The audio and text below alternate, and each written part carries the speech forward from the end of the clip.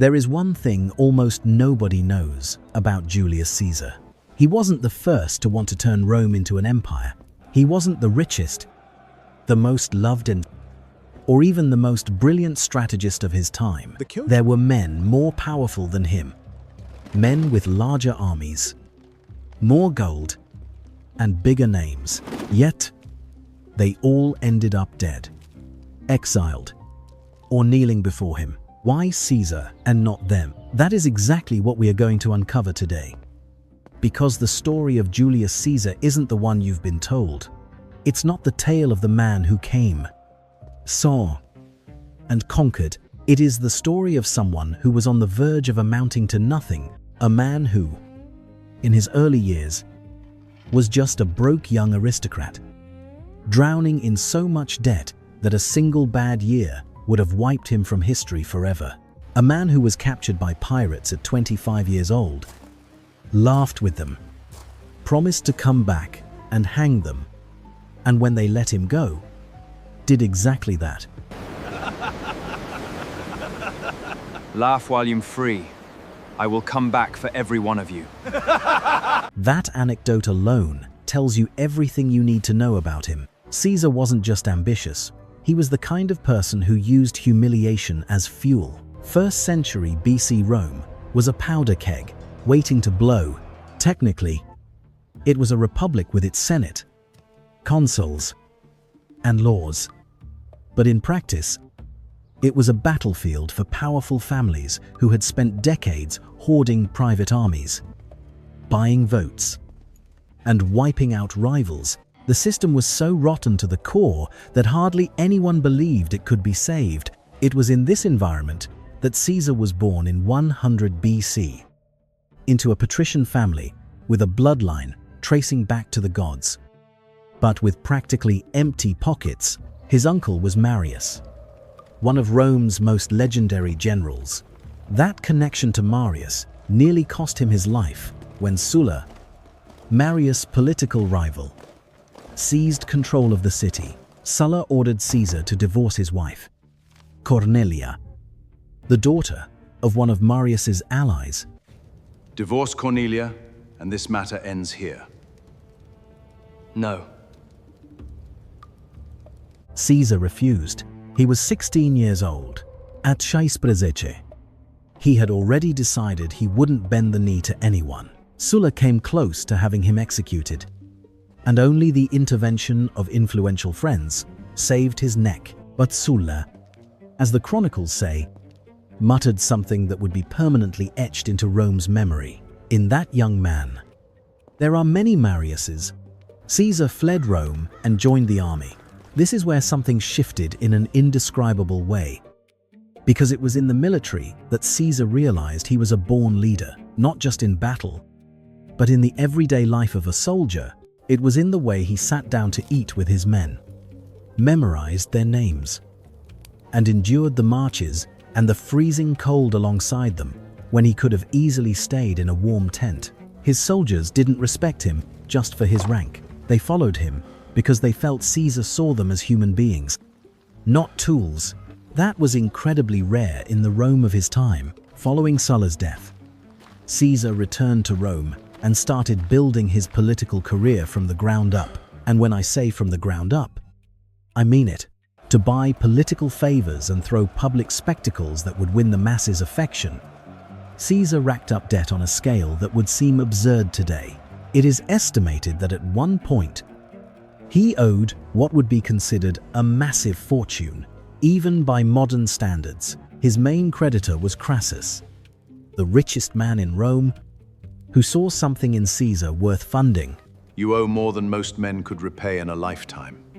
Then do not lend to the man I am today. Lend to the man I will become. And Crassus wasn't the kind of guy who made bad bets. Here is something almost every history book leaves out.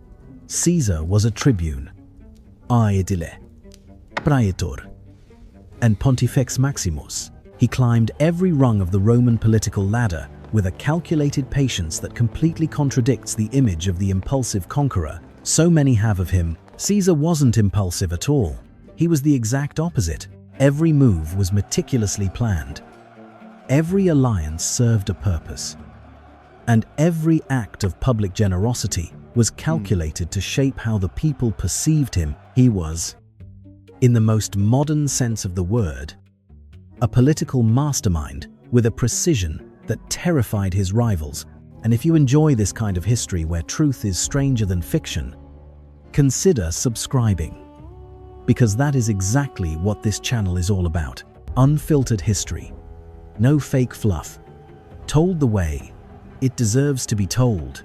In 60 Caesar did something that forever altered the course of Western history. He forged a secret alliance with Rome's two most powerful men, Pompey, the most famous general of the era, victorious in the east and adored by his loyal legions, and Crassus, the man whose wealth kept half of Rome afloat. Together, the three of them formed what history would later call the First Triumvirate, an alliance that existed on no official document, had no legal standing, and was never voted on or approved by the Senate. It was simply an agreement between three men who decided that, together, they were stronger than all the institutions of the Republic, and they were. Caesar was elected consul the following year, the highest office in the Republic, and from there, he began moving the pieces that would fulfill his destiny. But a consulship only lasted a year, and a year wasn't enough for what Caesar had in mind. He needed time, and time meant a province to govern, armies under his command, and the chance to hoard military glory and wealth that could be converted into political power. He got exactly that: command over Gaul, the massive territory that now makes up France, parts of Belgium, and northern Italy. What unfolded over the 9 years Caesar spent in Gaul is one of the most brutally effective campaigns in human military history. 9 years, 8 campaigns, and over 300 tribes brought to heel. It is estimated that around 1 million Gauls died in those wars, and another 1 million were sold into slavery. The numbers are so staggering, they almost lose their meaning. But the numbers aren't the point. The point is this: a man who couldn't even pay his debts 10 years prior came back from Gaul with an army of die-hard veterans, enough gold to buy anyone in Rome, and an untouchable military reputation. However, while Caesar was in Gaul, the triumvirate began to fall apart. Crassus was killed in a disastrous military campaign against the Parthians in the east. Without Crassus to keep the balance, Pompey started aligning himself with the Senate and the Optimates, Caesar's traditional enemies. The alliance slowly froze over, with that quiet chill that happens when things break long before anyone dares to admit it. Then came the moment Rome would never forget. Pressured by Pompey and the senators who viewed Caesar as an existential threat to the Republic, the Senate ordered him to disband his armies and return to Rome as a private citizen before running for the next election. By order of the Senate, you must disband your legions and return as a private citizen.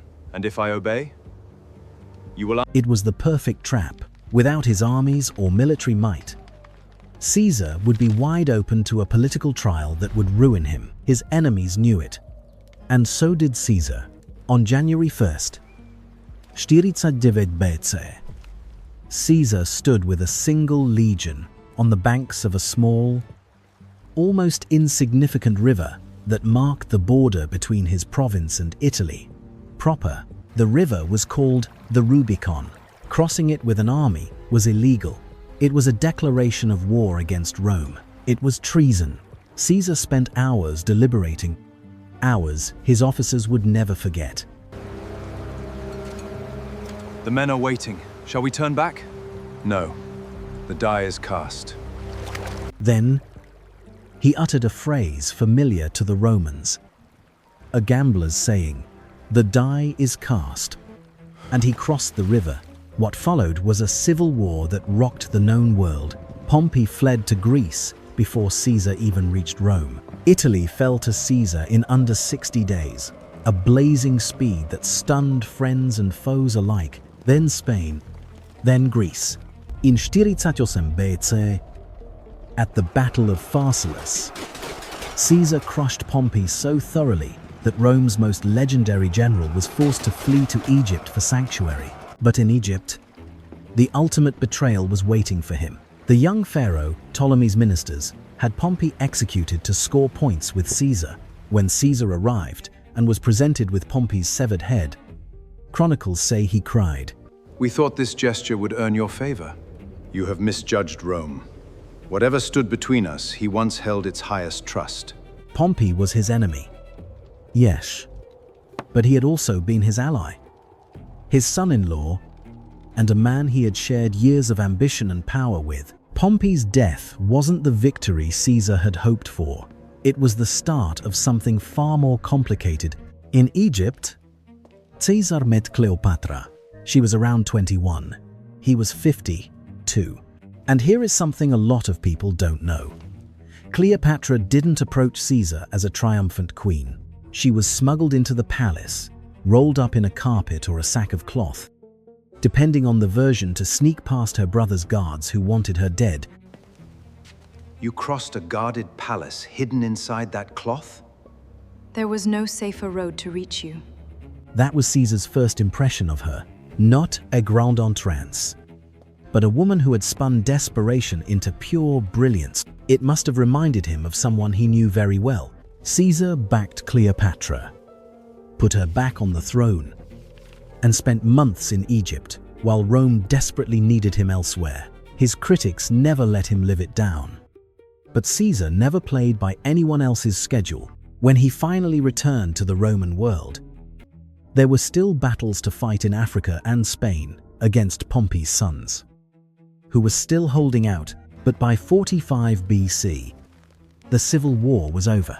Caesar was the most powerful man in the known world, and it was then that he did something that baffled all of his contemporaries and is still hotly debated. 2,000 years later, instead of crowning himself king, he accepted the title of Dictator for life. The Senate confirms your authority without limit of term. Then let it not be called kingship. Not kingship, but no return. In Rome, Dictator didn't carry the toxic baggage it does today. It was a legitimate office used during emergencies, granting extraordinary but temporary powers. For life, however, was a whole different story. For life meant forever, and in a republic that had functioned for centuries on the core belief that no single person should hold power permanently. That phrase was a declaration of war on everything Rome supposedly stood for. What happened next was orchestrated in the shadows for months. A group of senators, some of whom Caesar had literally pardoned after they fought against him in the civil war, hatched a conspiracy. Among them was Brutus, a man Caesar loved almost like a son. You have been unusually distant. Rome leaves little room for peace between duty and affection. On March 15th, 44 BC, inside the Senate, Caesar was surrounded. They handed him a petition, and as he started to read it, the senators lunged at him with their daggers. He was stabbed 23 times, though only one strike was fatal. Yet, Caesar's death didn't bring back the Republic. Instead, it unleashed the longest, bloodiest era of chaos Rome had seen in generations.